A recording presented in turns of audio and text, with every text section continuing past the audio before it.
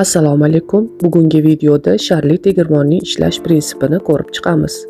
Sharli tegirmon rudalarni va boshqa qattiq materiallarni mayda zarrachalarga yanchish uchun ishlatiladigan apparat. Asosiy qismi po'latdan yasalgan aylanma baraban bo'lib, ichida po'lat sharlar joylashgan.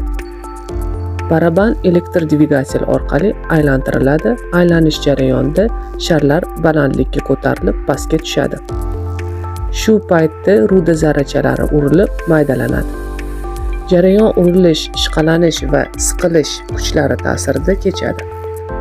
Sharlarning kattaligi, soni hamda barabanni aylanish tezligi yanchish darajasiga ta'sir qiladi. Tezlik past bo'lsa, sharlar sirpanadi. Tezlik ortiqcha bo'lsa, sharlar devorga yopishib qoladi. Shu sababli har bir tegirmon uchun optimal tezlik aniqlanadi. Ruda tegirmonga kirish qismidan uzluksiz beriladi va chiqishdan tayyor mahsulot olinadi. Maydalangan mahsulot keyingi texnologik bosqichlarga uzatiladi.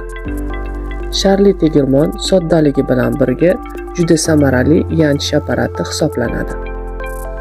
U metallurgiya, sement va kimyo sanoatida keng qo'llaniladi.